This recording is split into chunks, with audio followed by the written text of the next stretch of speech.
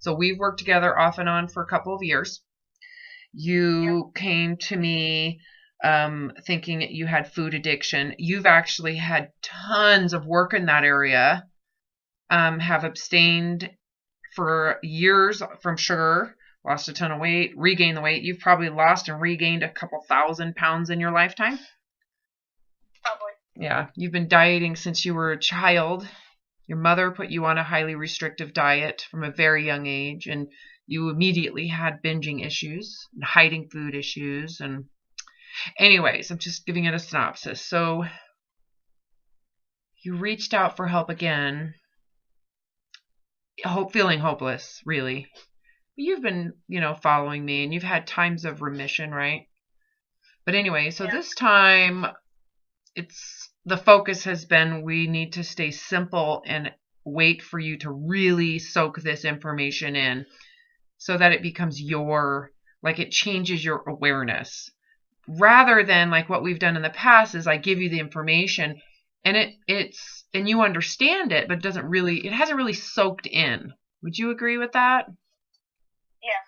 So last time we talked, we specifically focused in on how dieting has enabled you to continue to use food for emotional reasons because you can, justify the binge because you believe a diet afterwards will get rid of the damages, correct? Yeah. So we spent like an hour talking about that. And the assignment I gave you, and this was Wednesday, today's Friday, a couple days ago, was to really focus on that. And the question I asked, what was the question you were supposed to write about? How big of a role does dieting, and then I put in parentheses, food restriction have to do with binging? Okay, so what did you come to become aware of? Okay, this is going to take me a few minutes, so just bear with me. That's okay. Take your time because I want how you answer this is coming from you. It's not coming from me, right? Okay. This is your experience, so take your time. When I read this and I started thinking about it, I was trying to say, okay, how does the diet turn into a binge? How does the binge turn into a diet? And as I was thinking about that, I realized that that's all it is. It's just diet, binge, diet. There's no normalcy in there. I have absolutely no idea what normal eating is. Absolutely none. And I was like, what? And I got stuck. And so the first day, I was just stuck on that. I was just like, where is the normal part? Where does the non-diet part come in? And so then I woke up this morning and I was like, okay, the reason that I always feel like I'm on my way to a binge and always feel like I'm dieting is because all of the issues, all of everything, this part is hard. We talked about the body image issues, but there's this tension that I wake up with every single day. And so I realized that all of my emotions, including the body image, loneliness, insecurity, body image issues, frustration, boredom, fear, anything that I feel like I can't deal with, equals a need to restrict. So if I wake up in the morning and I'm upset about, because it's raining, I feel this need.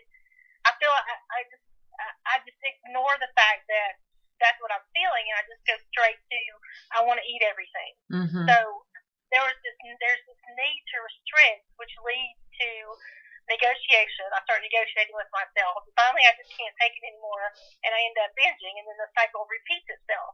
Mm-hmm. So there's no real normalcy when it comes to food. I'm either dieting or I'm binging, and that took me. And I've said I'm sure millions of people. Well, lots of people. No millions. Including myself, have said that I use food to numb out, but I never really saw the connection to the fact that I have these emotions all the time. Like everything, every emotion that's uncomfortable for me, it leads to just go straight to I need to eat. And then that's the first thing. And then the second part to it is when I actually get hungry, which took me a really long time to even be able to recognize recognize, what true hunger is. So with the true hunger part of it, it's like there's two different issues. There's the hunger part of it that is strictly limited to body image and the bad foods. Like I can't eat bad foods, and the rest of the body image stuff, and that's because I get the anxiety around hunger is what I'm talking about. Yes, I was gonna say when you actually have hunger, there's anxiety because of it, because you're supposed to be losing weight. Right, like I'm not supposed to be eating. There's this anxiety because I'm not supposed to be eating because I'm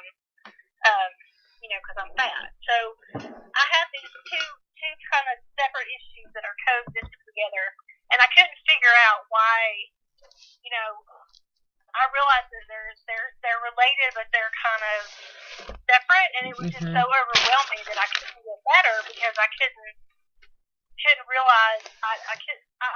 Then I realized once I realized that the emotional part that's not related to the body image is just merely a consequence of, well, not a consequence, but a coping mechanism. Like it was just a really bad choice for a coping mechanism. And when I realized it was just a coping mechanism, I realized that it was like something, that part of it is just something that was left over from my childhood that I just didn't realize that it was left over.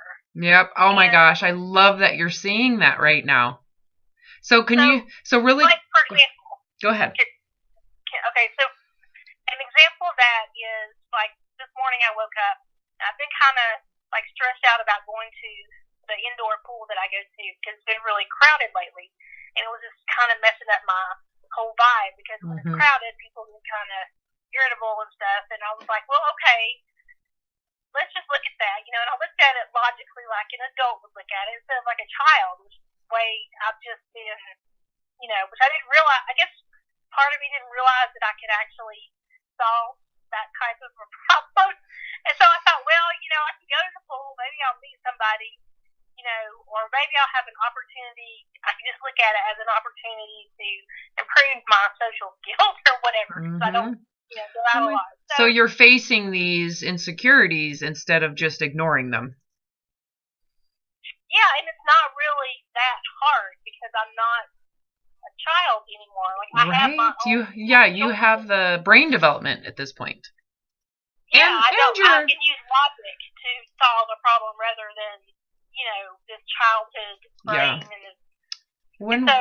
One way that I describe it is a child is on the inside and doesn't have outside perspective. So they only see, it's like being inside a forest. They don't see that there's ways out. They don't see anything. So as your brain develops and you mature, you pause a second, realize, okay, let's see if I can get perspective. So you have that relative outside perspective to say, okay, maybe I can do this. Or first of all, here's the emotion I'm experiencing, right? A child doesn't even know what they're experiencing. They don't know it's anxiety. They don't know it's, I don't want to deal with people. They don't know how to verbalize that, right? They don't have that relative context to say that's what that is. So awesome. Keep on going. So anyway, when I made that realization, it just seemed kind of silly for me to be using food as a coping mechanism when there's so many other things that I can do to cope with my emotional problems. And so when I was able to separate that, because I think the body image part is harder for me, it just made it seem like it was less overwhelming, because I have two separate things going on. Yes, you do. Remember when I was like, there's this and then there's that. There's the foundation and then there's the secondary problems. So here's what pause a second. I do want you to keep on talking, but I want to interject something like a side bubble here. Okay. Why would you gravitate to food to cope? Why is food the thing you're seeking? Do you see the correlation between the dieting People that diet tend to choose food as their coping mechanism. Well, because when I started dieting, like the food that was forbidden became so exciting. Yes. And when I did eat, because food is nourishing, so when you eat, you feel better. Okay, pause for a second. That you're deprived of. So this is what I want you to see, kind of on a side bubble. Why did food become this way to cope? It's predictable, don't you think, with people who are chronically deprived of food? It's like, I have this emotion I don't want to feel, and therefore I can justify food for that reason. See what I'm saying? Yeah, I think it becomes Hold on. Tato, shut up. Shush it.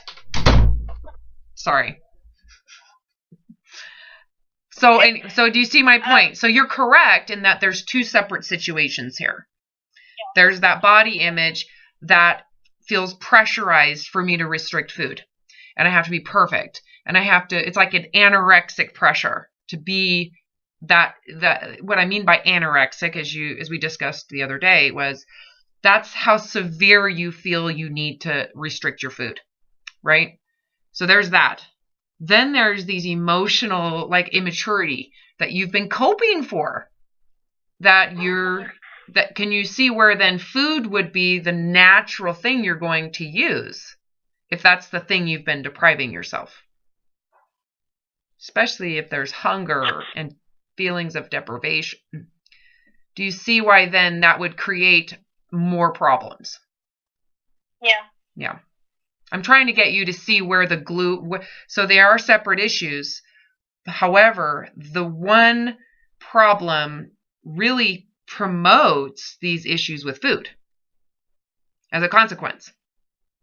The dieting promotes the use of food for emotional reasons. Correct. So it becomes even more powerful. So it's like... Yes. Yeah. Because then you're saying, I need the food for this reason. And because I know I'm going to go back on a diet to fix the weight gain, in this moment, I don't have any restrictions with food. Do you see? I know it's complicated. It's hard to explain this. Don't you agree? Yeah, it's hard.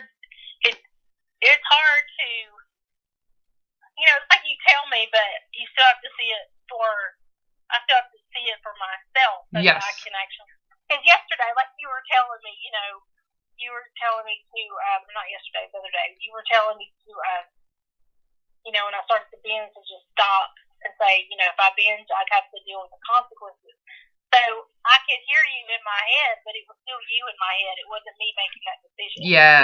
Yes. And that's where I think our work is like, we've got to get you to be conscious and aware so that it becomes your awareness, not information I've given you that hasn't been internalized yet or just made that isn't understood yet, even though you're living it. I mean, you're living everything, right? It's not like I'm telling you something you haven't lived yet. It's just not.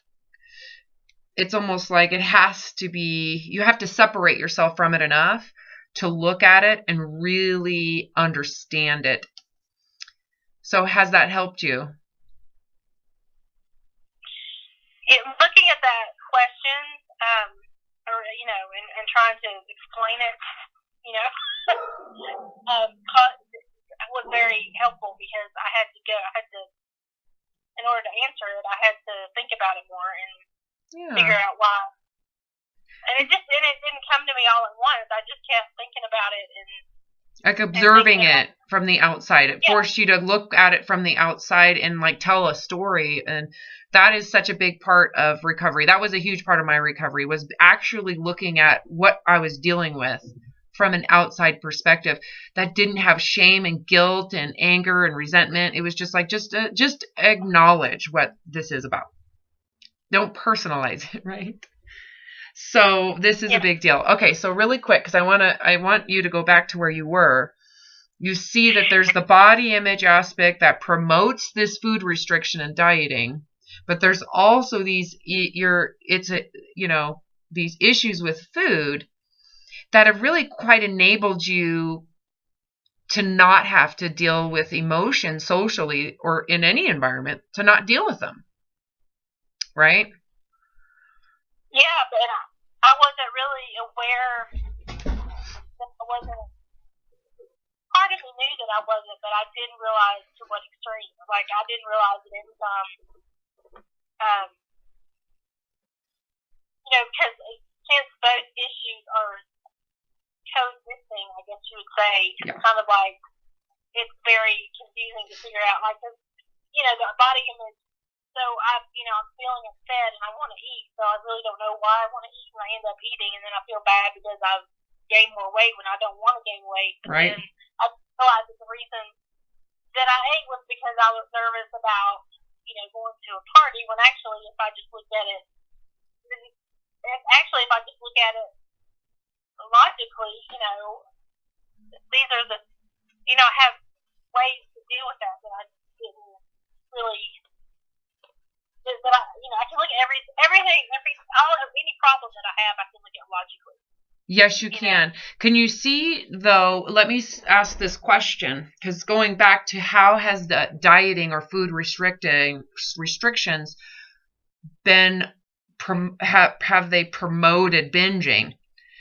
Can you see then why that emotional insecurity or that, nervousness about going to a party, why dieting would be so important to your, because if you want to binge, right, to repress the nervousness, you need the diet to then lose the weight that binge is going to promote, right? Remember when we were talking about dissecting a binge, how prior to binging, you have committed to fixing the weight gain. You've said, I will fix the weight gain later. Do you remember that? Yeah. Yeah. We were talking about how you've probably binged over 300,000 times in your lifetime. Every day for decades, right? How many times did you say, I will lose the weight gain later? I'm going to restrict food later. And that choice to say, I'm going to fix it, I promise I'm going to fix it, is why it's like the key that opens the gate to the door. I don't think it's the key to the door. I think I just tell myself that in order. It's kind of like the last straw. It's like I just get so tense. Yeah, it's the last thing you convince yourself before the binge is full bore. So it is the key. So, but there's a lot of things, but and this is how I taught you the other day about this. Would you binge if there was no way to fix the physical weight gain? Yeah, I would. Okay, your answer was different the other day. So you would permanently accept. It wasn't until I actually put it into practice, because that happened to me the next day. Like the first time that I was getting ready to binge, or eat more than I was supposed to. It wasn't a full-fledged binge that day, but it was more than I needed. And the first time that worked, it stopped me, but then I kept going back to it, and finally I was like, I don't give a shit if I gain weight. I'm eating. I love it. Okay, not that I like that answer, but the clarity in your mind around it is very important. So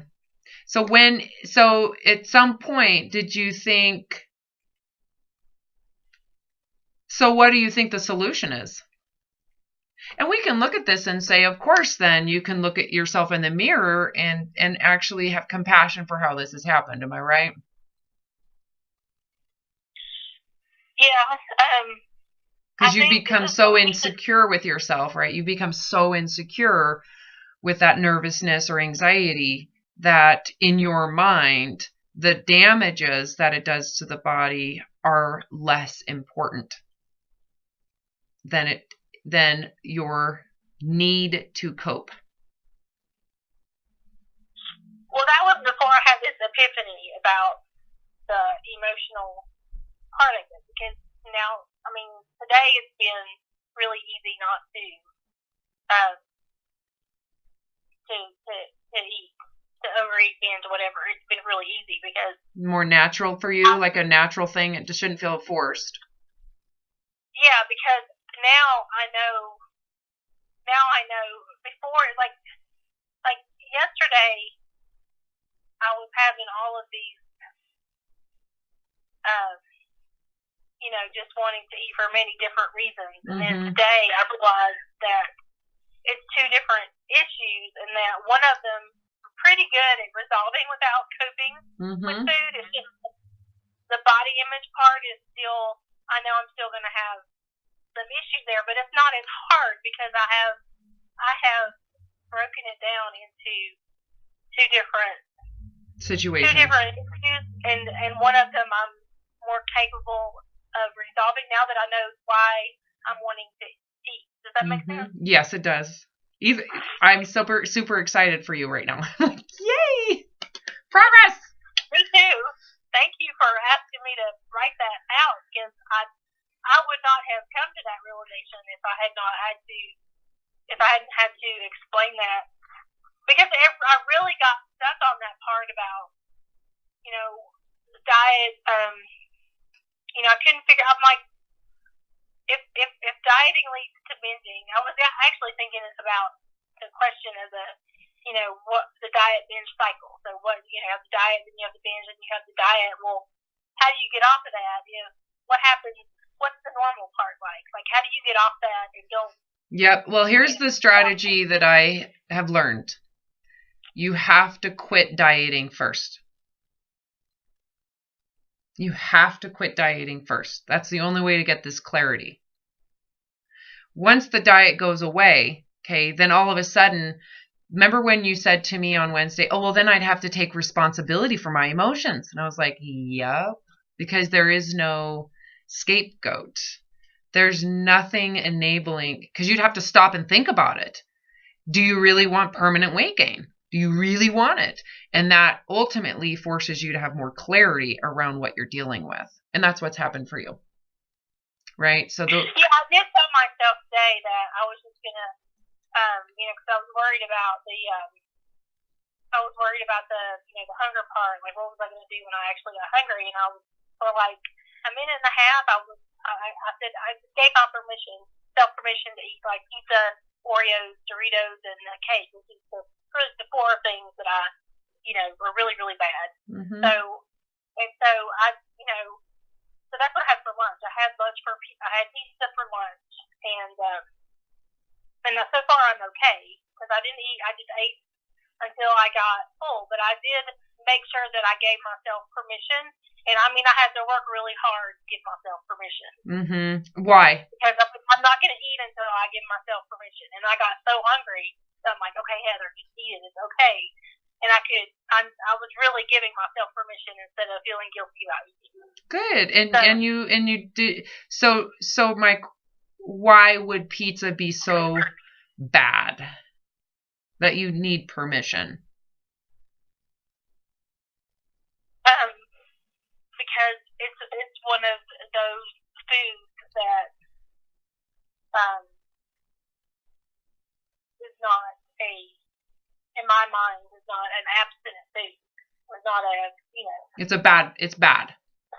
Yeah. Okay, and it's bad because eating pizza would just lead to eating more pizza. But that's not true. Right. Well, now I know that, because I was able to eat it and not eat the whole thing. Yeah, and let's think about really quick why the context for why pizza is really bad. What is it all contextualized around? Pizza is bad because you'll eat more, and that's bad because then I'll gain weight. Correct. That's the foundation. It's very hard to see that one, because to me, no one questions that. Everything that you've been juggling is because of this underlying belief that being fat makes you a bad person. So the pressure with pizza started because it was bad, because of your weight. And then all of a sudden, pizza became something that you wanted and needed, and it gave you a sense of freedom. So it became emotional, right? Yeah, that was the other conclusion I came to at the end of all this writing that I did. Is I came to two conclusions: that one, food is not supposed to be a coping mechanism, and two, weight is not a measure of your value as a human being. Now, when you have those two clarities, do you feel that for yourself? It's not me convincing you or brainwashing you. Yes, I do. I went to the pool today, and I could feel people, or in my mind, I felt a couple of men looking at me like I was, from another planet, with like. How did you respond? And I was like, okay, it's fine for them to think that, but I'm. Yeah, because they don't really know. They don't know, right? They have no idea what your life has been like and how this has happened. They're clueless. And I do know from doing this exercise, I absolutely know without a doubt that my problem is not lack of willpower. I can clearly see that I do have an eating disorder. I love this so much. I am so excited for you. This is not willpower. This is, you've got survival mechanisms going for you here. Yeah, but I couldn't really see it. I couldn't really see it clearly until today, and I couldn't really see how it was clearly impossible for me to do anything but eat all the time with the way that I was reacting to everything. Totally. Yeah, it had absolutely nothing to do with willpower or not caring about my health or. Yeah. Oh my God, don't you agree? That's you have been so concerned more than the normal, right? Like you cared about this so much. This isn't willpower issue. That is the furthest thing from the truth, right? Yeah. Most of the shame that most of the assumptions that people make, what do you think they are? Besides, you have no willpower. Right? What else? You don't care about your health. Yep. Health is not important to you. Okay, what's the truth? You're uneducated about nutrition. Okay, pause. Let's just go step by step here. One is you don't have any willpower. Is that true? No, this has nothing to do with willpower. It has to do with survival mechanisms that no one has power over, to be honest with you. Two, the next thing is you're uneducated. Yes, uneducated. Is that true? No. Yeah, you've kind of, don't you agree? Don't you? Anyway. Right? Well, or dieting. Yeah. Like, have you not dedicated yourself to dieting for decades now? Right. Ridiculous. So the next thing is you're lazy. Considering I weigh 400 pounds and I do pretty well for someone who weighs 400 pounds. Well, you know what I mean by lazy. Lazy goes hand in hand with you don't care. No, I care very much. More than you should. Don't you agree? Like, it's become obsessive. Right. Yeah, so these are... Definitely obsessive about food from the time I wake up. And your weight. You need to remember it's and your weight. Both. It's not one thing. It's both. And you wouldn't be so obsessive about food if you weren't obsessive about your weight. Period. Right. And I wouldn't be... Yeah. And that's what makes it so shameful is because, I feel like I've always felt like, I was letting my family down. I was, all this stuff. Have you ever seen that movie? Not that movie, but that show, Madam Secretary. Have you ever watched that? Nuh-uh. Well, there's this scene in the show where the main character, her brother, comes to visit, and he's a doctor, and he goes to all of these these countries that are very dangerous, and he does, and he performs surgery on these soldiers that get wounded. And it's very, like, chaotic and adventurous, and he's been doing this for years, but he has a family at home, but he doesn't, like, he's not involved in his daughter's life, so he has to go out and he has to save all these people. Well, there's this scene in one of the episodes where he comes home and he's decided, that he's going to give that up. He's going to be a doctor at a local hospital, and so he can spend time with his family. And then all of a sudden, he decides he has to go back out. And he has to go to Afghanistan or somewhere so he can save, the soldiers. And his sister just lets him have it because she's like, your daughter's growing up without you, and you say you love your family, but yet you're never around them. You don't have to do this anymore. You've done your service for the country. This is just, you're addicted to adrenaline and blah blah blah. So there's this, all of a sudden it flashes to this scene where their parents were killed in a car wreck when they were both like 13 years old. And so the boy, the brother, was in the car, and when it happened, when the car, ran off the cliff, and he woke up and his mother was still alive, and he got out of the car and went up to the thing to get help, but his mother died. Mm-hmm. And so all this time, he felt responsible for his mother's death because he couldn't save her. Yeah. Well, he has never told anybody. So in this scene, he tells his sister, and as soon as he tells the sister, she's like, I never knew that, that's not your fault. It's like he realizes he's been holding on to this 13-year-old boy's version of the story. What happened. Yeah. And then he's like, fine. And he comes home, and he gives up the crazy, life in Afghanistan and comes home to be with his family and raise his child. And I feel like that's kind of like what I did here, when I was because I was still reacting to how I reacted to things, as a child and with my mother and, with school and all those things that were going on as a child. And so, and it's like, I feel like I've made that connection, and it's like, I just need I don't have to prove myself anymore. I've devoted my entire life to this, and I can't do it anymore. You're done. You can check the box and move on. Yeah. That is very profound. Don't you feel that way? Yeah, I hope it lasts. Well, I think that it's important for you to recognize. So there's two ways that this is what I've come to. Well, before I move on to this, because I think this is so important in our conversations with each other. Before I go there, is there anything else that you've had an awareness or epiphany over the course of the last 2 days?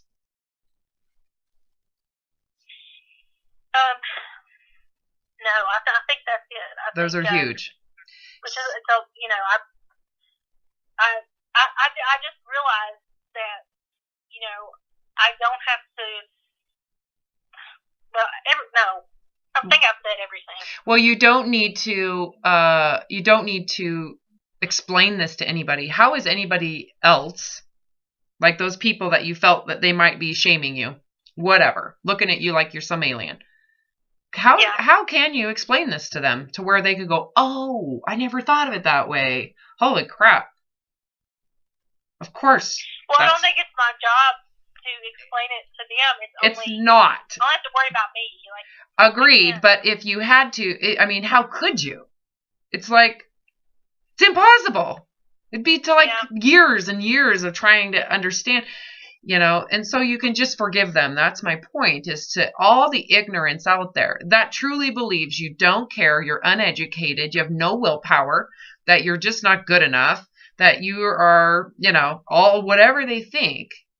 Don't you agree? Those assumptions come from people who have no idea what this is really like. Yeah. And I guess, too, it's like, now that I understand it, at least for today, it doesn't really matter because I don't believe that it's, I guess part of me, believes what they believe. And now I don't have to believe that. I don't believe it anymore. No, and don't you agree too that you know more about your situation than anybody, to include me? Yes. Yeah. So you're the only one that can actually take care of yourself for it and actually have compassion for it. You're the one that has to have compassion for how this has happened. Because you're the only one that really knows how this has happened.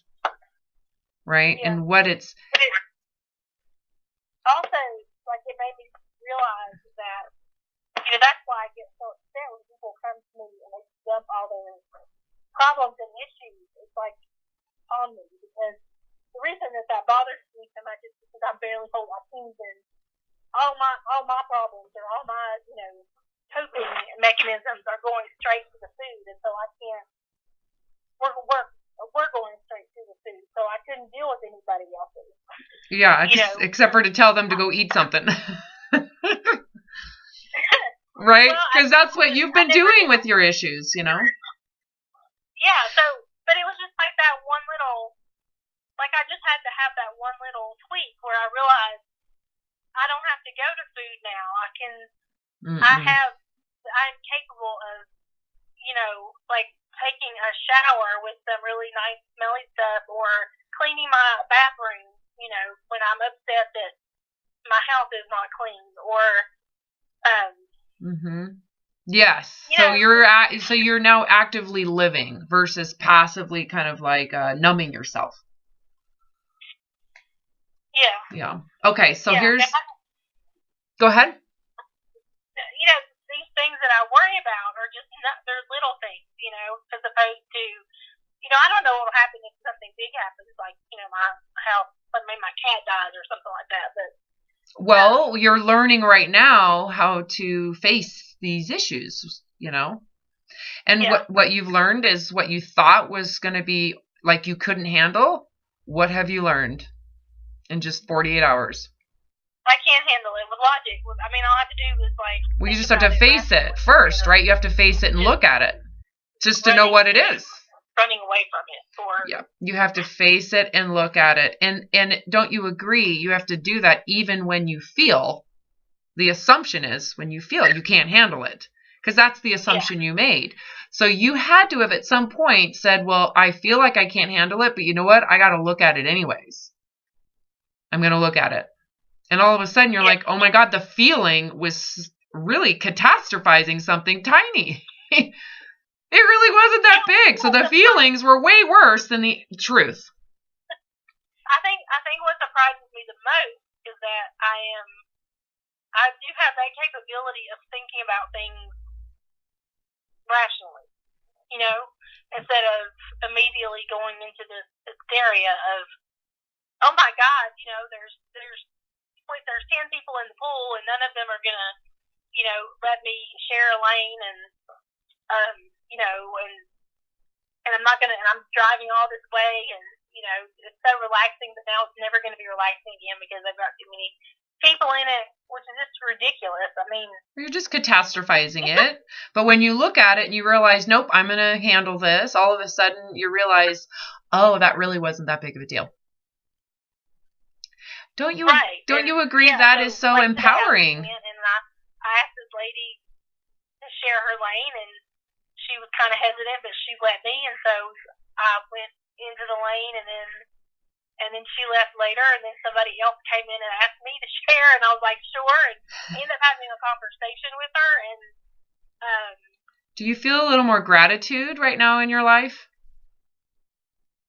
Well, that was like the gratitude, because it was a new experience where, like the first lady wasn't that happy to share with me, but it didn't bother me, because, you're supposed to share lanes with people in the public pool. That's just what you're supposed to do. And, you can have like 2 people to a lane. And, then I looked over and there were like a lot more people coming in, and we all had, a place, and I wasn't upset that, I wasn't upset over this or that. It's like I made it work because I just, it's important to you. Yeah. Instead of being scared and thinking, oh my God, I'm this fat lady at the pool. And did that feel empowering for you? Yeah, it was. It made me feel like, and even if the lady had said no, you can't share, or whatever, well, that might have thrown me off because I've never had anybody do that. Yeah, but don't you agree? You would have just asked the next lane, or waited, or. So Yeah, but you faced Yeah, that. You it's faced the awkward. vulnerability of that, Like, though. I mean, have to, did you hear what I said? You faced the but you have to vulnerability of that because rejection. You did. they're gonna, um, yeah, because anyway, but. So you were willing to face the possibility that she might have said no, and you did it anyway. So that took courage. It was very courageous for you, even when you were experiencing all that fear. You did it anyways. Man, I am so proud of you. It was a lot less fearful and a lot less stressful than just going to the refrigerator and eating a gallon of ice cream. Right? Well, think about what it has taken you to finally face those fears. Think of all the, what it has taken for you to finally say which one's worse. How I'm going to feel? I mean, going to food would have been super easy. That's the easy thing, right? So easy, it's like ridiculous. So when you've, you know what I'm... No, it's not the easy thing. It was just well, I get that physically. Okay, let me realize that's what. Got it. Let me clarify that. You have been going to food. That is such a quick response for you. That has been easy. Granted, it has created and caused irreparable physical damage and harm and enabled you emotionally weak, correct? So ultimately, like for me, the easy thing would be to diet and exercise. That would have been so easy because it immediately, that was my coping mechanism. Yeah. The hard thing would have been to face rejection, disapproval, abandonment. But it took so much suffering to the point where going that route, it was catastrophic. Like it was so bad, right? So you either have horrible suffering and weakness and shame, or you face pain. You face the vulnerability of asking and being rejected, and you've gotten to a place where you're like, okay, why is that so catastrophic? And you did it and you realized it wasn't. That's huge. That's huge. I just am super excited for you. I have been through what you're talking about. I have. This is what it felt like. It feels like you're a child learning to live. Yeah, except you have an adult brain now. And body. It's not. Exactly. Yeah. But it still feels like you're a juvenile child. And you're just facing these fears that you need to face. You have to face them, right? Yeah. If you don't, you're just going to keep on doing what you've been doing. Right? Okay, so here's what I was going to, just for your observation. So, have I talked to you about Maslow's hierarchy of needs? Yeah, you have a long time ago. Okay, so so I think now that you're where you're at right now and you're open-minded and you're looking at this I'm going to present this to you and let me know if this sounds about right for you. So he discovered that human behavior is somewhat predictable.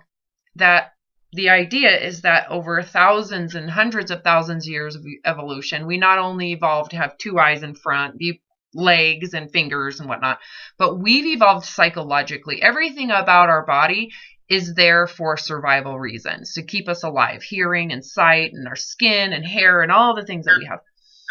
And he believes that human behavior, much like other mammals, is very predictably based around survival. What our priorities are, that we have instinctual priorities psychologically. And what he found and believed is that the most important priorities we are wired to prioritize, are wired to seek and want fulfilled, is our physiological needs. So those needs would be water and food and sleep, like fundamental requirements for our bodies to just keep on living. That psychologically, when those things are threatened, we become obsessive about them. It's like our brain turns on this magnifying glass that looks at those things as if our life depends on it, because it does, right? I think I'm losing you. Are you speaking? I'm right here. Can you hear me? Okay, I can now. Yeah. Did you hear what I said?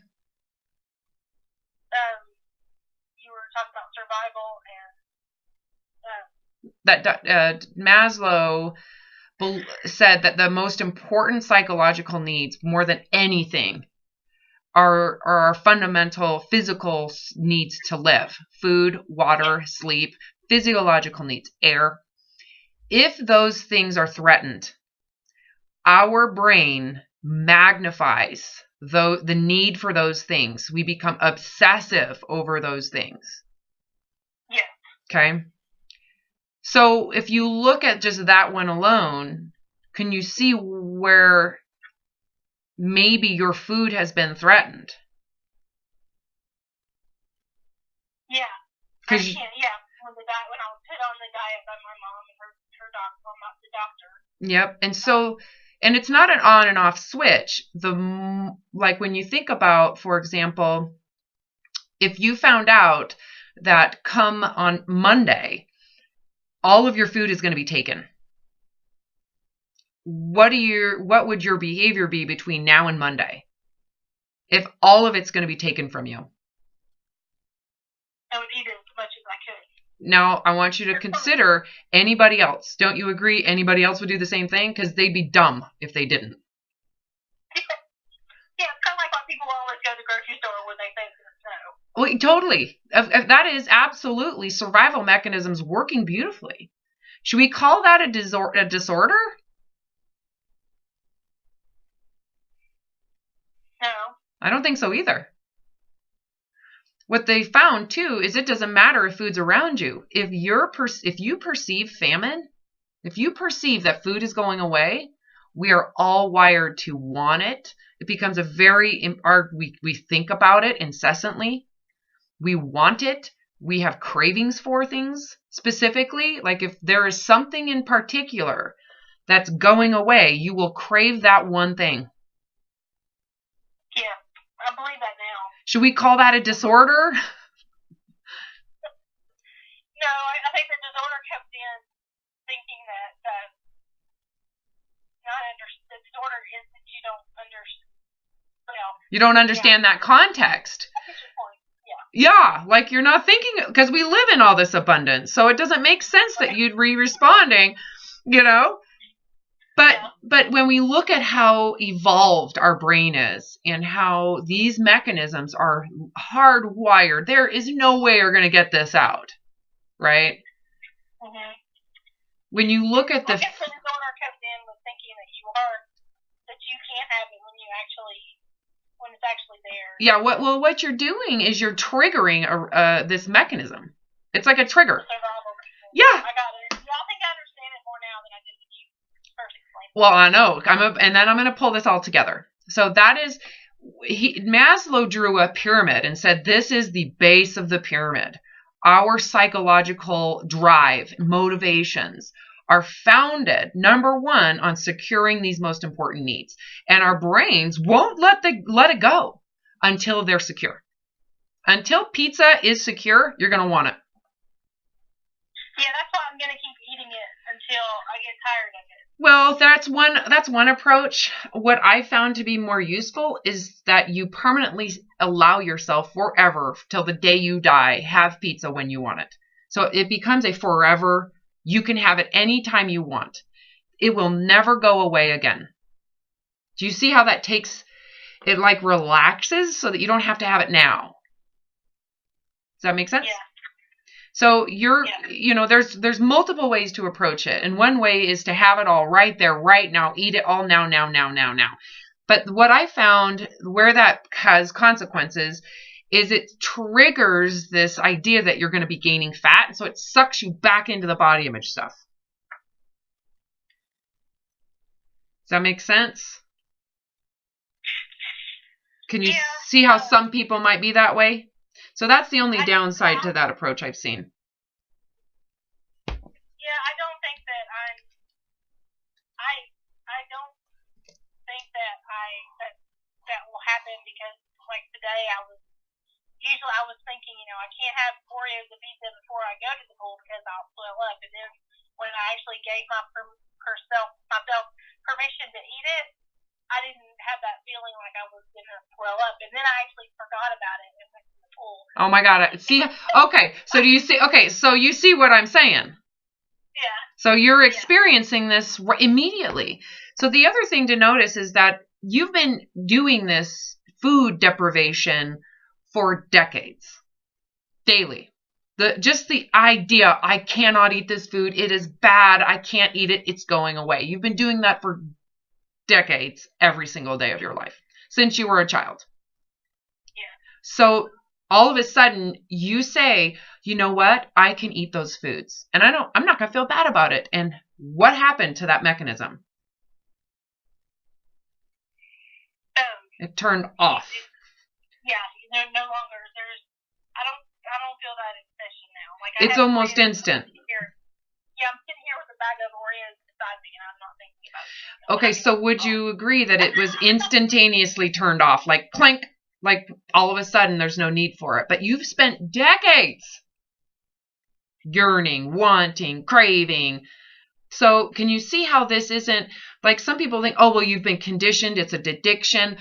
An addiction would be like you get conditioned by it. So based on the whole concept of addiction, if you instantaneously no longer have a desire for it, is that an addiction?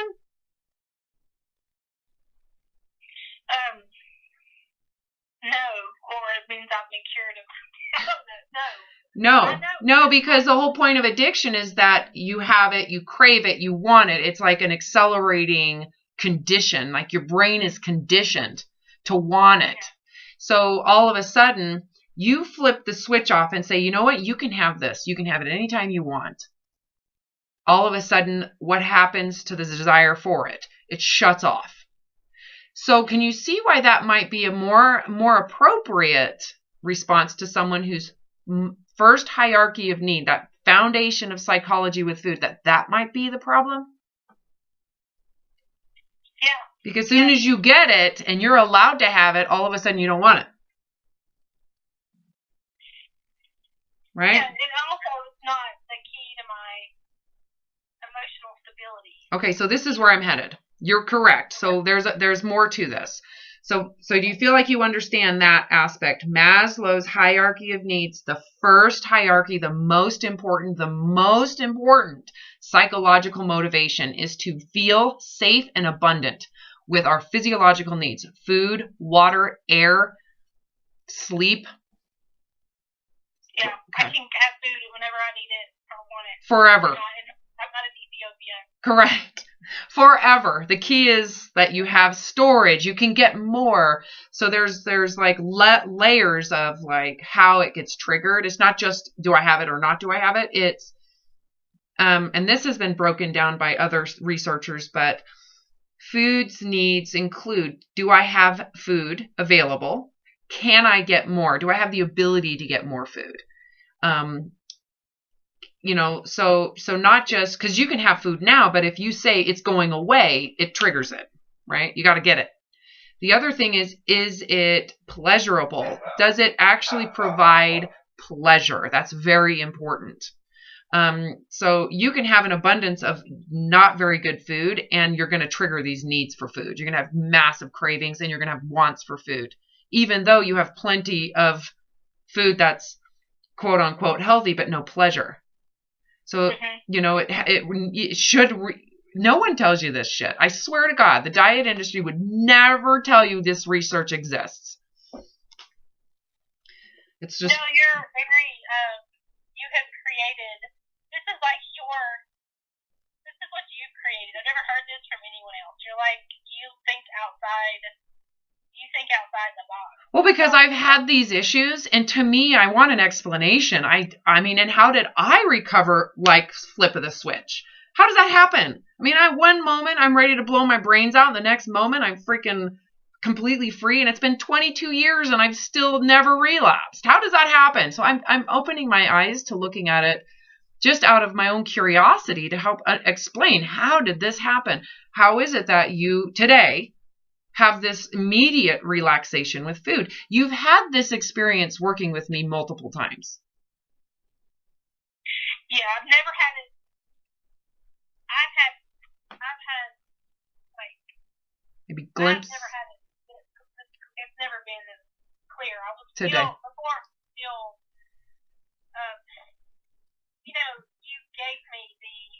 You gave gave me the answer. I just didn't understand it. So Yeah, it wasn't fully your awareness yet. So right now this might feel a little bit more permanent.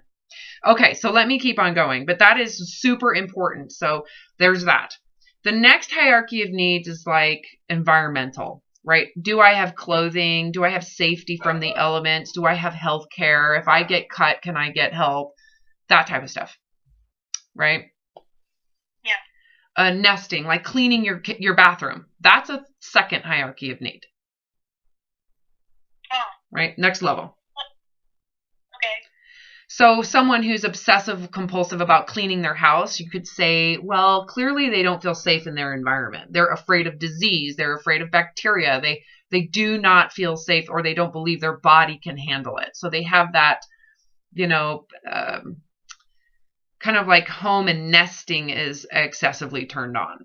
Make sense? So someone who's a victim of sexual abuse would be prone to cleaning. Hold on a second. You skipped forward. That's a not that hierarchy. Okay. Sexual abuse would be in a insecure third hierarchy of need, and that's where I'm headed. Okay. The third priority. So he put these in order of priority to survive. The third priority is the fact that we are pack animals. We, over thousands of years, have learned that being with other people improves our likelihood of survival. So we yearn for inclusion. We yearn for it. We yearn to be included and needed and wanted and loved, and to feel that we are part of a group, family. And we want to feel, but there's a big but to this.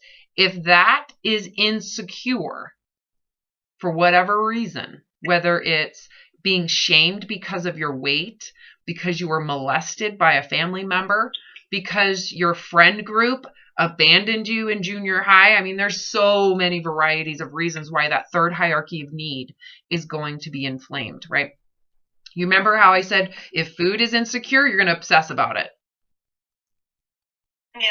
Right? So that third hierarchy of need, it's not the most important, but it is super important.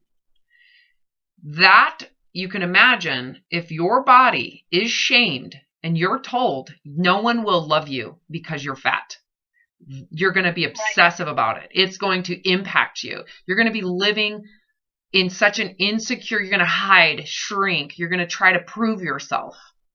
So often what happens when that third hierarchy of need, living with other people, feels threatened, what they found in research is that people will try to secure the first and second hierarchy because those are more independent needs.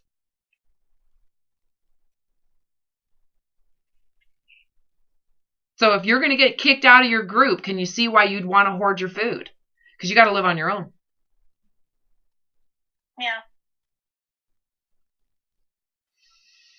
I'm not telling you stuff I've made up. This is all stuff that's been researched and discussed. I'm just trying to see what you're saying. Yeah, so I knew for me, I had sexual trauma. And when that happened, the first thing I started to do was obsess about cleaning my house, cleaning my room, organizing, perfectionism, wearing meticulous clothes.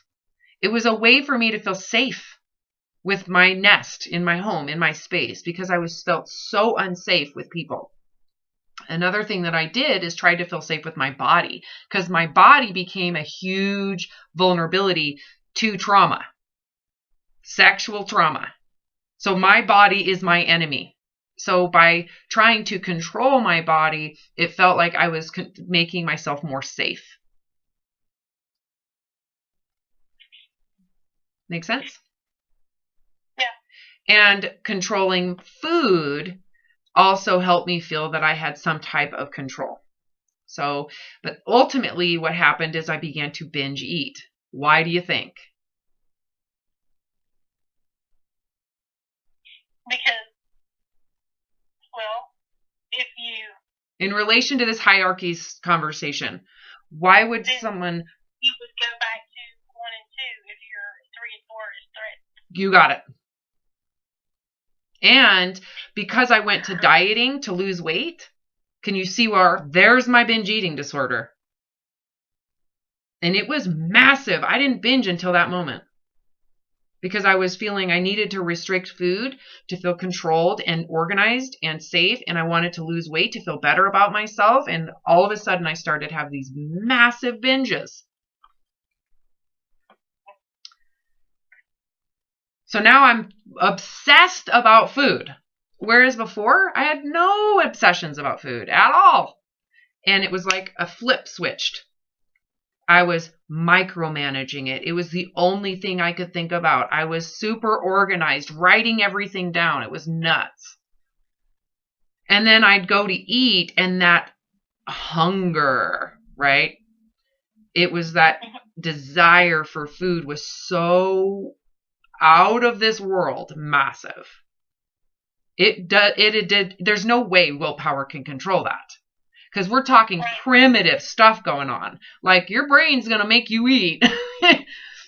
You're going to binge. And the moment you feel like I'm a terrible person because of it, it's like, or I failed, it's like there's no point to even feeling bad about it. So all of a sudden this euphoria occurs. Not because of the food, but because you for once have freedom from shame and guilt with food.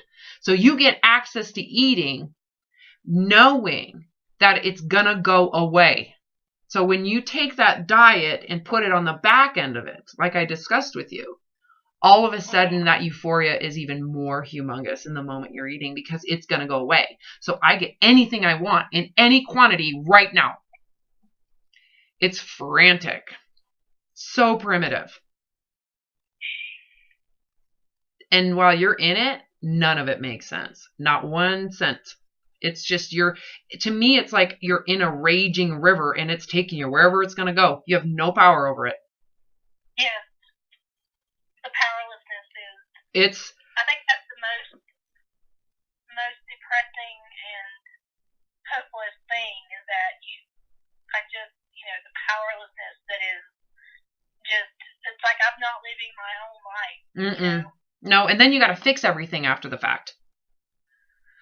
Oh, it's just sad. It's a very sad thing. I mean, when I looked at it from the distance that I'm helping you look at it from, I just felt so sad. Not sorry for myself. I felt sad for the child that got sucked into this and didn't know how to escape it. The only way I felt like I could escape was to commit suicide. I couldn't fathom how do you get rid of it, Yeah. So this is why I post these YouTube videos. Because I've escaped it. And you're seeing there's a door. There's the door. So there is a choice. So this is the good news. You do have choices here. We just have to open this up for you to see it. Right? To give you some clarity. To go, okay. So where do you start? Right? The way that I've approached it, the way I'm approaching it with you, and it's working. Right? Get rid of the dieting. That's the first thing that has to happen. Get rid of the food depriving because immediately these issues with food will just stop. They just literally go away. However, it doesn't take away your insecurity, right? So you have to face that next. That's next, right? First thing you do is get rid of the dieting. And it's not just food deprivation. It is the shaming and the morality, the judgment, and the idea that you'll never be able to eat this food again and that the food is bad. You have to surrender the dieting. So for me, I also had to surrender because I had issues with exercise too. So I not only coped with dieting and binging, I also coped by excessively exercising. And cleaning, right? So I had a variety of coping mechanisms. I had to give up instantly. That was my first attack. So the rest, it was incredible. It was like it started to kind of naturally unravel. However, for me, to give up the dieting, what do you think I had to face?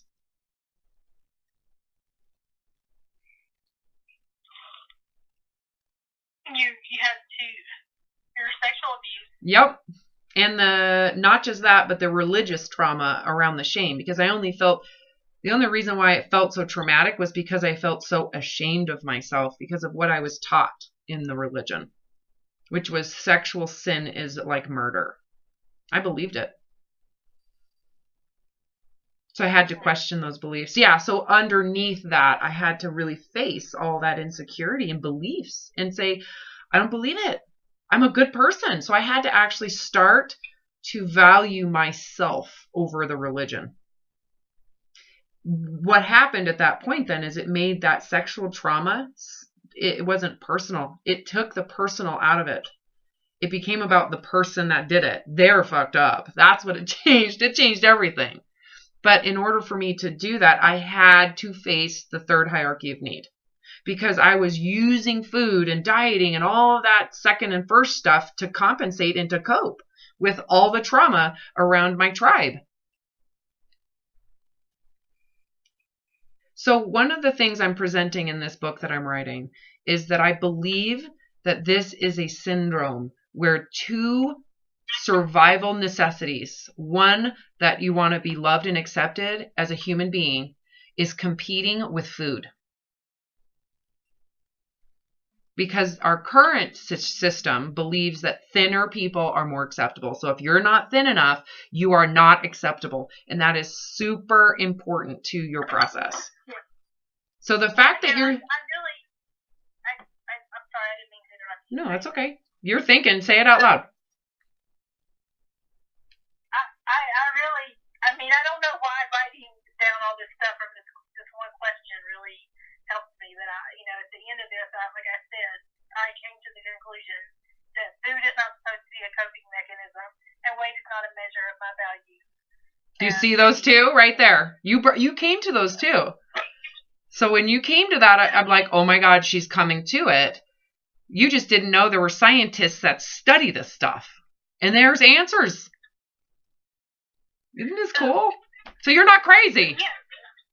So and yeah, it's like, now I can, today's a good day. Today I'm, seeing things clearly, and it's just, I know I still have work to do on the body image, because well, that's like I always hesitate. Like I have, like the next thing is going to be giving myself permission to eat and not being obsessed about, am I really truly hungry or not? Like, do I? Because I don't want to that's my next. Well, yeah, that type of obsession over whether you're hungry or not comes from your desire to be thinner. So you have to look at the body image stuff. So that's going to be more difficult than coping with my emotions. Yeah. Because I have good coping skills. I just forgot I wasn't a child. I didn't connect to the fact that I actually am capable of coping because I'm an adult. Because I was still stuck. My brain was still stuck in the child perspective. And eating, and so like that was a big light bulb moment. So here's what I think would be really important for you right now is to keep on writing those notes. And I think it's because so here's what I had to do too. And this is how it unfolded for me. I had to surrender the dieting because I knew, and on all the other coping mechanisms, because I knew I had to face why I needed them, right? And I found the same thing that you did, that my fears catastrophized it far more than reality. Reality was much easier, right? But I had to develop, I had to grow. That part doesn't click. Because it's a learning process. You have to expose yourself. You have to ask, can I just swim in this lane? And that takes just putting yourself out there every day, given the opportunity to and don't you agree? Isn't there incentive for you to do that? There is, because the alternative is to go backwards and go into the food. So, well, there's that, but the incentive is feeling good about yourself, feeling empowered. There's positive aspects to it. Yeah. I mean, so the more you face your fear and you go through and you allow yourself to experience it, no matter what the outcome, just like you said, no matter if that person had said no, the fact that I faced that was so empowering.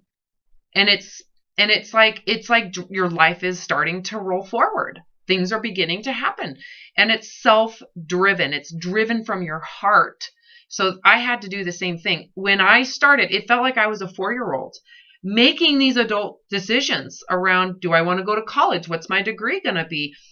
How do I want to be? Do I really want this religious ideology? How do I feel about abortion? What are my thoughts about these things? Like, I had to actually start taking ownership of my life and willing for people to not like me.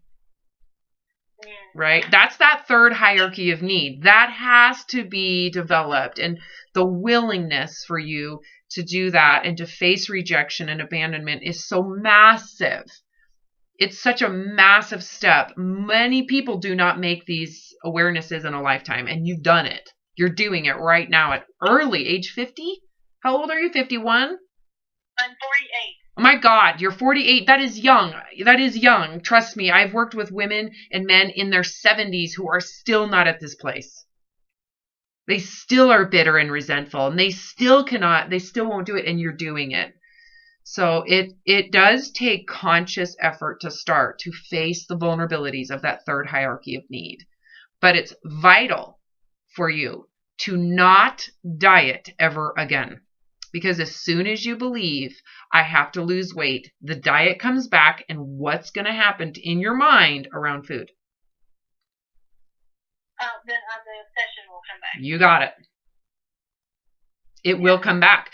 So I think that's where your next processing needs to be, is what will happen if I feel bad about my weight? There's also that part, and health. And fear of health. I'm not, it's not just about weight, it's fear of health, fear of death, right? No, yeah, when my legs are, more swollen, it triggers me. Well, so pause a second. So those are the things that I'm telling you, you need to look at that. If that triggers you, and your first response is, I have to diet. I have to restrict food, right? What happens? Yeah, then it comes back. You got it. Yeah.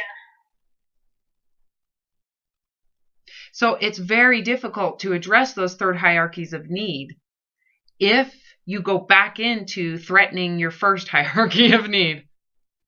So let me just ask you something just for clarification. Doing things to manage my lymphedema is not the same thing. No, it's not. Going to school and wearing compression, those are not diet.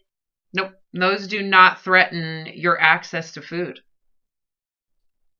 But as soon as you say, I can't eat any more pizza, guess what's about to happen? You're about to binge on pizza. Preparing to never have pizza again. So I just have to let go of the fact of the diet part of managing lymphedema. Yeah. That it is what it is. Yep. Yeah. So that's the acceptance of the body that I talk about all the time. Like, you have to accept your body for you to never go back there again. If you want permanent freedom from this bullshit, you want permanent freedom from that raging river, don't jump in. Yeah, that's a struggle because I know. I don't have lymphedema as a result of cancer. I have a lymphedema as a result of, a lymphatic system that's just been beat up from, all of the and everything. So that will go away probably, or at least reduce significantly if I lose weight. On its own. So you have to allow it to happen on its own. Okay. So do you see how it's not your business? The body, if you make it your business, what's about to happen? You're about to jump in that river, and it's going to take you. And you can't get out until you quit. But right? Talking about it does help me. It helps me to talk about it. Well, yeah, and understand that those things have to be looked at, right? Because you've been here before. The other thing that you have to look at is what will happen if you care about the weight loss. So these are things that have sucked you back down the river again, right? Going back into challenging that first hierarchy of need, of which you're going to lose. Well, if I start losing weight, and my lymphedema gets better as a result of that, I'm going to really need help with that because Well, hold on. What happens if that occurs because you're ignoring dieting? You've blacked out dieting from your life. And you're living your life. You're facing these years, right? I'll just do more stuff that I want to do, like go to the movies and sit in the theater without having to worry about am I going to be able to move when I get up. Yep. So here's the question. Or remember when I said to you a couple of sessions ago, I said, what would happen if God came to you and said, you are never, ever again to have to worry about your weight. It is not your business. If you make it your business, you're going to cause the same issues. So when you ignore it, things are going to happen for you. It's not your business. Never again do you need to worry about it. Right? So like you're blind to it. So even if your body loses weight, it's none of your business. Okay. Right. So that's something I want you to write about. So do you have a pen and paper? I'll have to text myself. What is it? I mean, So obviously I want you to continue to think about how dieting and food restriction has promoted your binging. There's that. So keep on writing about that and processing that. The fact that you've had so much awareness that occurred today means you got more to do. So keep on focusing on that. The next thing is, how has feeling bad about your weight promoted dieting, which is promoted binging, right? How much has feeling bad? And if you want freedom, can you afford to care about your weight? Or even just say caring about your weight. Whether you're losing or gaining, how has caring about your weight promoted binging? How is caring about your weight? Yeah. Caring about your weight promoted dieting binging. Yep, the diet binge cycle. Okay. How has caring about your weight promoted the diet binge cycle? Yep, and then the caring is like gaining or losing. It's both ways. Or not losing or not gaining. I mean, it's just anything around what's going on with your weight. How has that influenced your relationship with food? Maybe that's a better way of thinking about it. How has caring about your weight, plus or minus, whatever it is, influence your relationship with food?